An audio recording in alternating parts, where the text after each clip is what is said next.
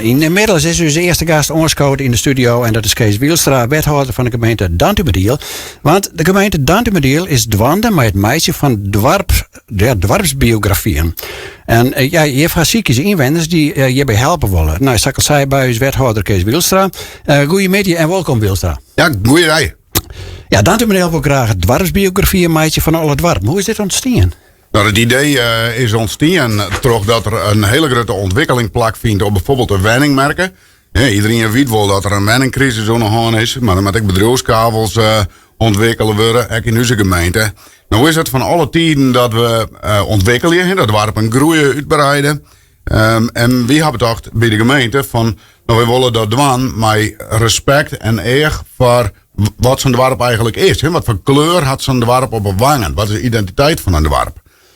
Want die waarden die zo'n dwarp opbouwd had in het verliezen, dat is natuurlijk waar die thuisvielst. Waar trouwens die thuisvielst in zo'n dwarp. Ja, want nou ja, op zich is dat best wel bijzonder, want er ben natuurlijk ook in het verliezen wel en die boekjes binnen wel al vallen. Maar van een aantal dwarpen ben wel, biografieën in ieder geval beschreven van wat het dwarps is, de historie, de cultuur, wat is dit dan? Helemaal nee, of ga je hem daar verder? Want hoe moet ik dat zien dan? Ja, precies. Nou, dat is een hele goeie. Nee, we bedenken net al je informatie. Maar dat ken ik net de geschiedenis, dat leidt vast. Ja. En dat leidt dus voor een groot deel echt vast in al je verschillende boekwerkjes. Maar ik foto- en videoarchieven hem. Nou, persoonlijk verhaal mijn paken. Wie vroeger dwarsfotograaf in vooral Dries en Waterswaard dan wat. Nou, er zijn hele archieven van doos en vol. En dat staat ergens bij mijn ouders, bij mijn omke thuis. En daar zijn heel veel gezichten. Dwarpsfeesten bijvoorbeeld. En allerlei verschillende evenementen. Met meestal bij elkaar in.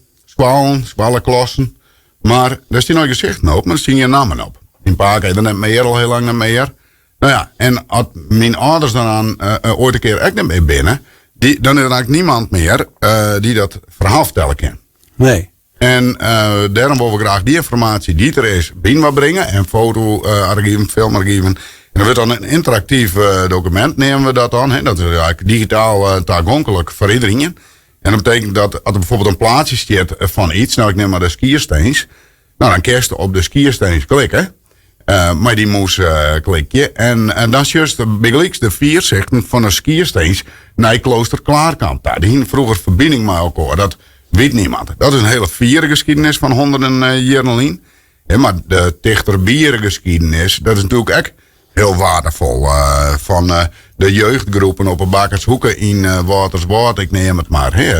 De hoenenweppers van Renze Mageest. Nou, en dat is heel mooi om dat in kaart te brengen. Zodat je duidelijk op papier hebt wat nou de identiteit van een dwarp is. En dan bereid je weer daar op voort. Ja, want het wordt dus een digitaal verhaal of komt er eigenlijk een fysiek boek, zeg maar zeggen? Nee, het is een digitaal en vooral een interactief verhaal. In een boek is het moeilijk terugklikken naar verdere informatie. Ja. En bijvoorbeeld de bronnen waar het bij komt. En dat kan je op een digitale manier wel. Dus het wordt wel heel toegankelijk, heel gebruiksvriendelijk. Net ingewikkeld, zeg maar. Nee, precies. Want ik zit dan even te denken, als het op een oude verhaal, als die misschien op jaren meestal bijkomen. Ja, net iedereen kind natuurlijk is internetvaardig, zeg maar zeggen. Nee. Dus die zouden dat dan misschien net benaderen kennen. Nee, nou de meeste mensen hebben natuurlijk wel een netwerk, familie of zo om hun heen of vrienden. Die daar wel bij helpen kennen. En dus dat helpen we. Maar eigenlijk kennen het in de huidige tijd eigenlijk net meer oors. Hij zei van of het wordt een heel dik boekwerk, wat ik wel moeilijk trots te bladeren in is. Ja, volgens mij heeft Peter Karskarel ooit een keer zijn boek maken. 400 keer Friesland met een beschrijving van elk dwarp. En dat is inderdaad een aardige dikke pil. En de rest zit dan informatie in het dwarp. Maar goed, je bedoelt het met de waanden. En je hebt ziek je nog meest kan ik begrepen. Ja, dat is het. Want we zien vooral de kennis die mensen hebben. Zoals ik al neemde van het fotoarchief van mijn paken wat er nog leidt. Maar zo zijn er heel veel mensen in onze gemeente, in het dwarpen, die dat soort informatie hebben. Op het zolderkamer nog. Of mensen die zelf een boek schrijven hebben, die binnen rek. En als ze willen, als ze denken van ik ga dat boek ooit schrijven. Ik wil graag dat vereeuwigd wordt in zo'n verzameldocument van een gemeente. Ja, dan kan dat. En dan kunnen ze mij denken om, zodat we zorgen kunnen dat het toegankelijker wordt. En we maken er nou al gebruik van informatie die we binnenkrijgen. Want ik ben op dit moment met een werkgroep uit het dwarp bezig hier in de Westerijn. Met het ontwerpen van de vastritten. En ik ga een werkgroep van de Vastrechter vragen van... denk er nou eens naar, hoe kan nou de inrichting van die Vastrechter samenheidje... dat de griezen die eigenlijk de grauwe geert zit als Westerender, ik ben weer thuis. Ja. Dat is die daar thuis viel. Ja. Hoe krijg je dat nou van? Want dat is vooral een verkeerswij. Maar ook is het een smoekmeidje, toch begelijks cultuurachtige dingen. Bedoel ik net een Peerse krokodil midden op een rotonde of zo. Maar meer bijvoorbeeld een Westerender gedicht. Of als bij de Westereen bij de pomp komt. En nou ja, dan mag je er net van schrikken. Dat is de vraag geweest, was pinnen leven? Ja. Dat is je mee toe, maar dan best in de Westereen. Ja.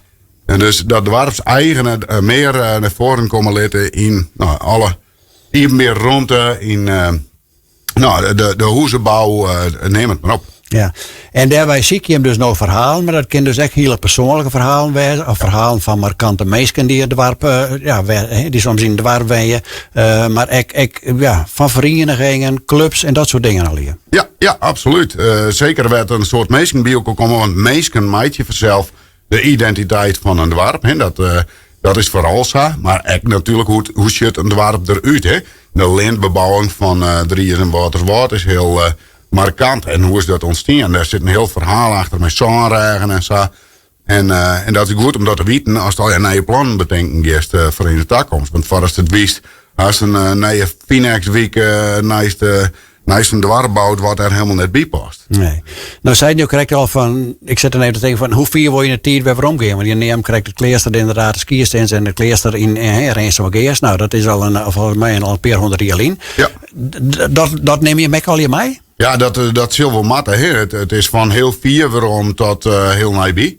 Omdat die zaken die zich 100 jaar een afspelen hebben, die ben nou gewoon echt nog zichtbaar en die bepalen nou nog de identiteit van zijn dorp. Dat is gewoon zo. Het nieuwbouwplan in Rijnsel-Geers is ik betocht met een heel groot respect voor wat er daar met Klooster Klaarkamp plakvoen had. Het een hele ingrijpende geschiedenis was. Ja. Die Nederland, Duitsland heen zich afspelen had. En dat zijn wel belangrijke dingen om mee te nemen. Ja, dat leidt een hele historie. En eigenlijk elk dorp zijn eigen historie. En dat wil je weer waarom helje. En dat samen binnen in dit hele digitale. Ja, dat is de bedoeling. Dat is de bedoeling. En dan vooral ook dat het broekt wordt. Dat is het belangrijkste. Ja, Johan Alon, je zie je eigenlijk mensen van hoe kun je mensen je benaderen? Of hoe werkt dat? Hoe gaat dat? We hebben een website, digitaal, hè.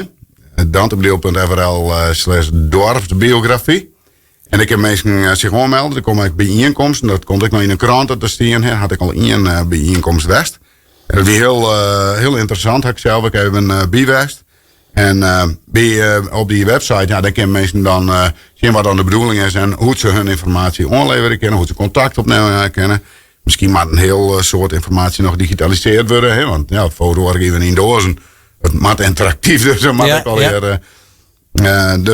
En dan met de meesten in het gemeentehuis die samen mijn bureau daar maar gewoon binnen. En dan hopen we dat een heel mooi interactief verhaal wordt. Nou, een prachtig initiatief. Wethouder Wielstra, wij willen je bedanken voor de taaljachtingen. Ja, en het soort succes. En we zullen daar was hier. Nou, dank u wel. Jim, bedankt voor de aandacht.